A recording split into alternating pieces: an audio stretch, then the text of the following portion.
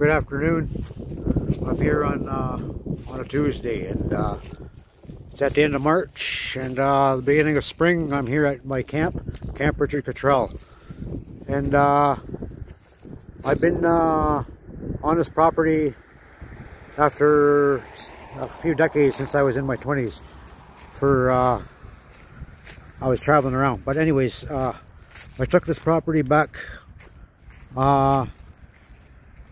and began occupying it 4 years ago in April of 2019.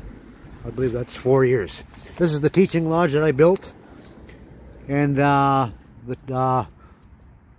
putting it together was skills that I learned from Adam Namabin, my high school friend.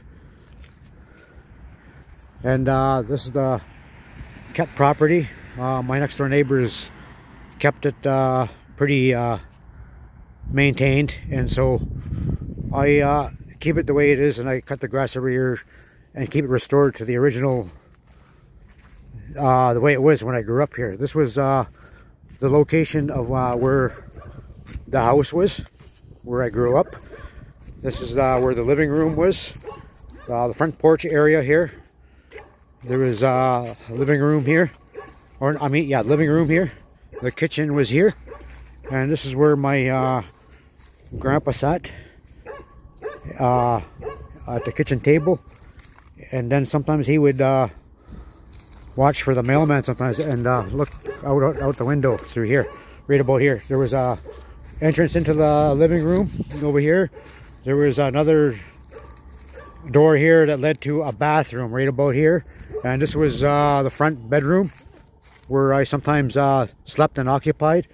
And also this was the back bedroom where sometimes I slept and occupied. And that's Cooper, our next door neighbor. He's a good dog. And this is the back porch area here. This was the backyard. So I began a trail that goes back through the whole acre here. And so I grew up here starting at about the age of 12, and I originally grew up down the road here on Aamjiwnaang, south further on the road, where my grandfather raised me at another location.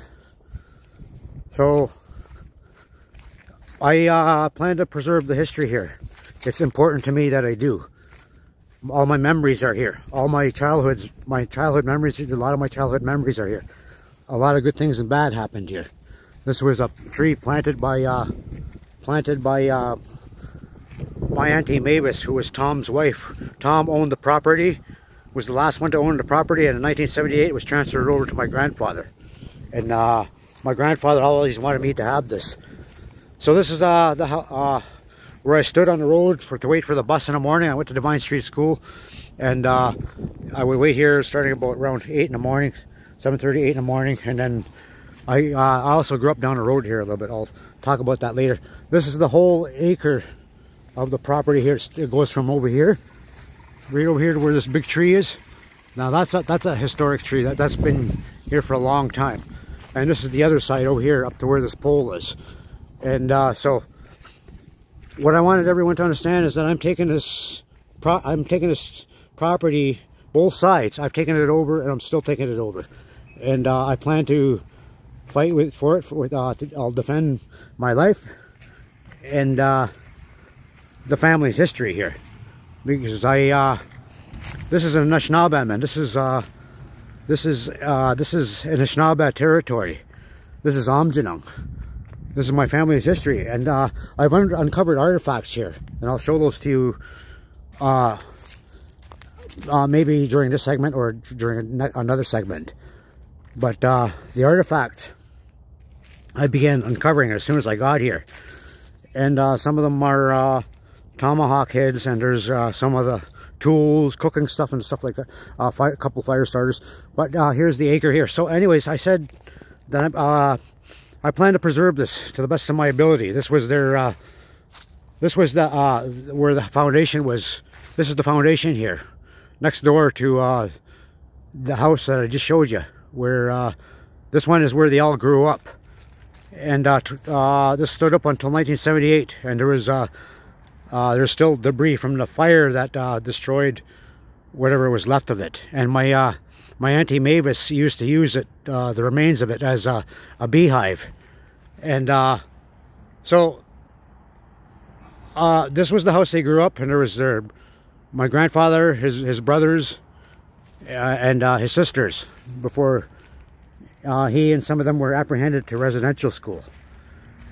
So this was an old wooden house, and you can still see some of the wood. This is about 100 years old, this foundation.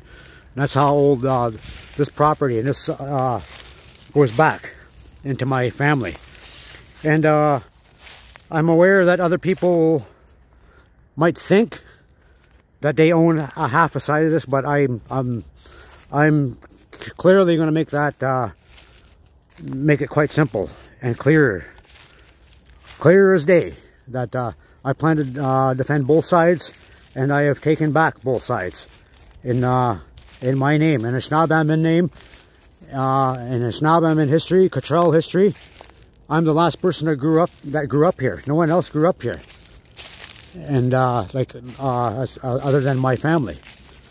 Okay, and so if there's anyone that's going to contest that and try to sell and build this property, I'm going to put up a fight, and I'd like anything like that be checked out with me first before anyone tries to transfer anything or anyone tries to build or sell anything.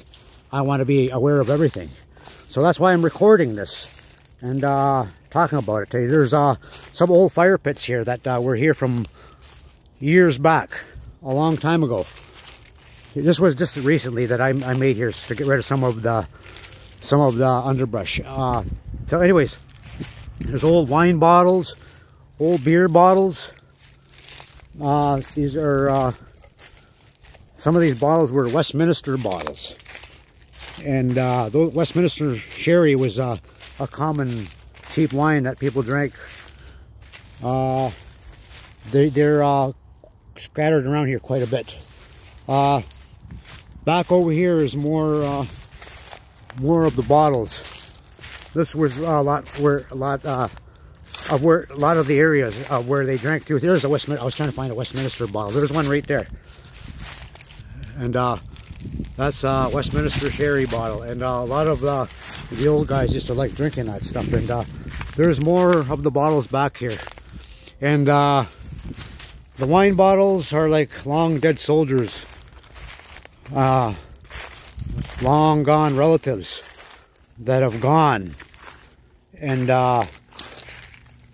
succumbed to the bottle, and they succumbed to the bottle, but what they have left is history of how far back alcoholism went in my family because of the residential school and assimilation and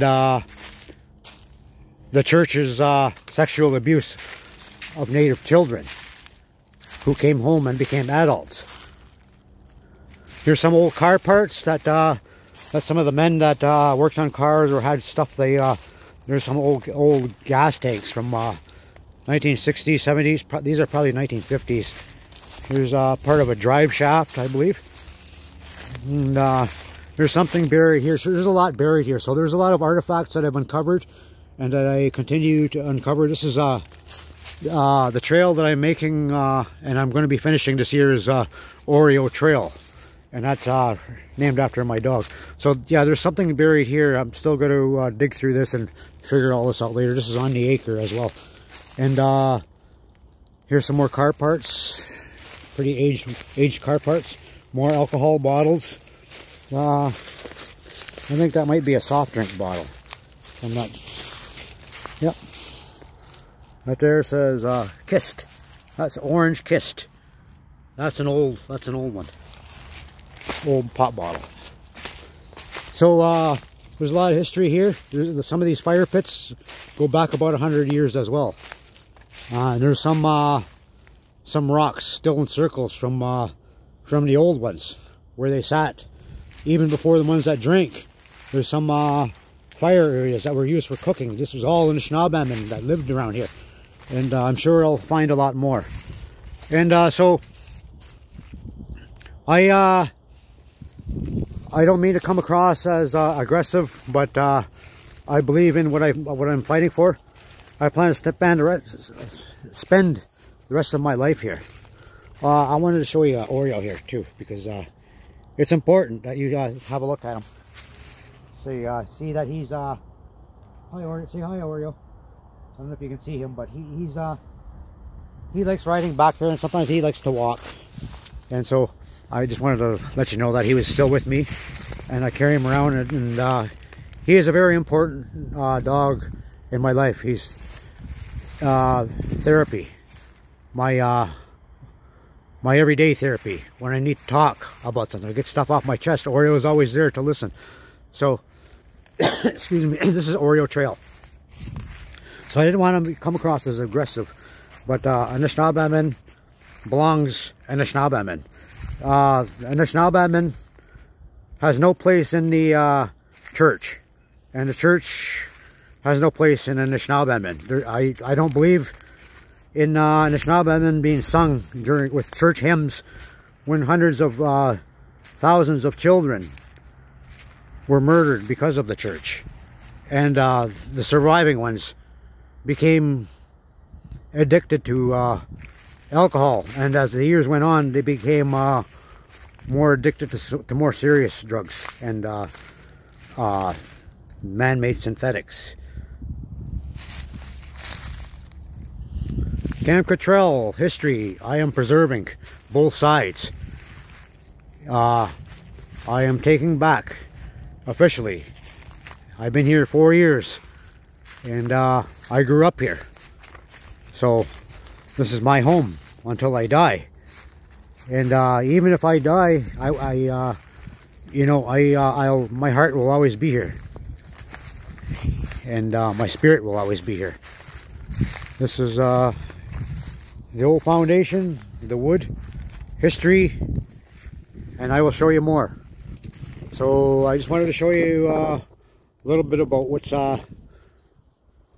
going on here, and how I feel about things, and how I want I don't believe I need paperwork. We as Aamjiwnaang people didn't need paperwork. We just went by word of mouth. What was said was word, okay? And we took that word as honor.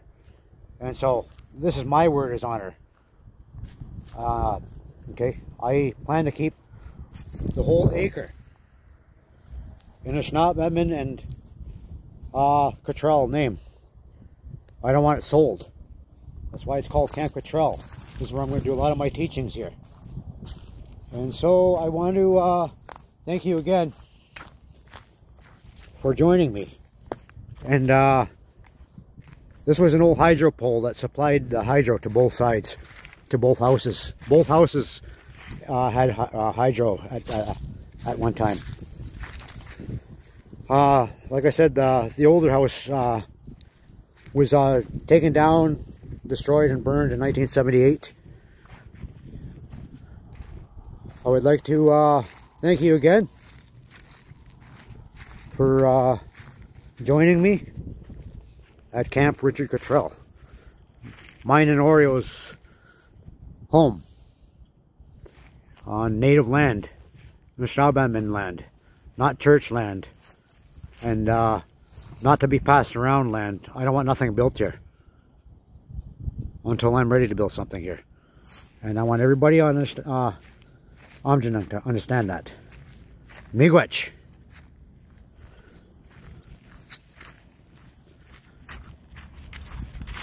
Have a wonderful spring day.